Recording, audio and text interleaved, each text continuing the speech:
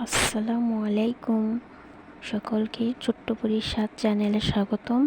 আজকে আমি বালিশের কাভার কাটিং এবং সেলাই করে দেখাবো। তার জন্য আমি দেখুন লাল টুকটুকে প্রিন্ট করা একটা কাপড় নিয়েছি। আমার বালিশটা প্রায় অনেক লম্বা, 26 ইঞ্চি, আর চওড়ায় হলো 18 ইঞ্চি। আমি বালিশের উপরে যে ছোট পার্টটা থাকে সেই পার্টটা আমি 27 ইঞ্চি নিয়েছি, 1 ইঞ্চি বেশি লম্বায়, আর চওড়ায় 19 ইঞ্চি নিয়েছি, 1 ইঞ্চি বেশি। আর পকেট যেটা থাকে সেই পকেটটা আমি নিয়েছি 6.5 ইঞ্চি লম্বা, চওড়ায় 19 ইঞ্চি। আর যে বড় পার্টটা থাকে সেই বড় পার্টটা আমি ছোট পার্ট থেকে চারিদিকে প্রায় 3.25 ইঞ্চি করে বেশি নিয়েছি।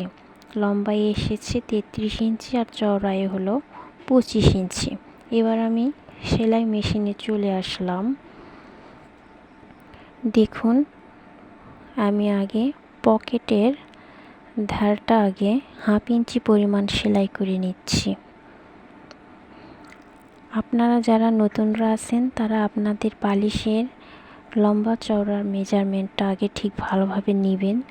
নিয়ে বড় পার্টটা আমি যেভাবে কেটেছি 3.25 ইঞ্চি করে বেশি নেবেন চারিদিকে, আর ছোটো পার্টটা লম্বা চওড়ার দিকে 1 ইঞ্চি করে বেশি নেবেন, তাহলেই হবে। এবার ছোটো পার্টটা সেলাই করতেছি। দেখুন যেদিকে বালিশের মুখ থাকে সেই দিকে আমি 1/2 ইঞ্চি পরিমাণ সেলাই করে নিলাম। এবার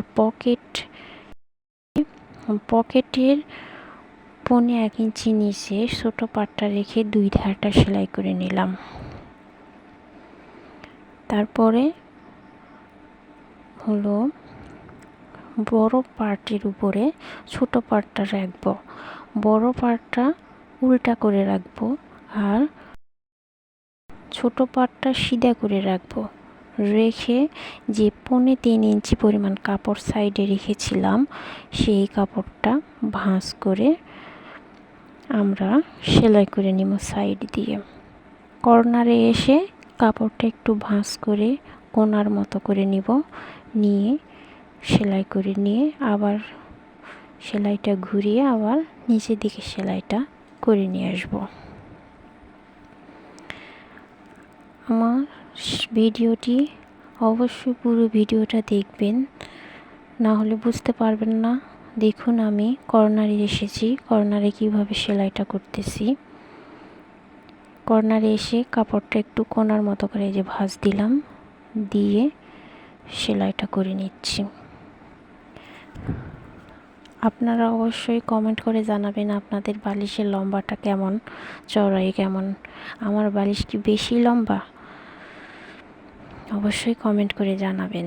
আর ভিডিওটি কেমন লাগলো অবশ্যই ভিডিওতে একটা লাইক দিবেন।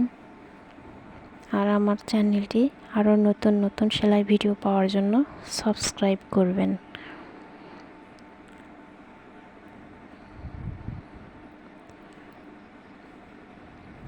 চার ধার আমি একই নিয়মে সেলাই করে নিব। এই যে কর্নারে এসে ভাঁজ করে কোণাতে আমি দেখুন সেলাই করে নিলাম।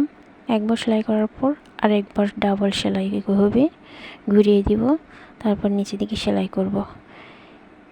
এই হলো বালিশের ফাইনাল লুক। কেমন হয়েছে জানাতে ভুলবেন না। আল্লাহ হাফেজ।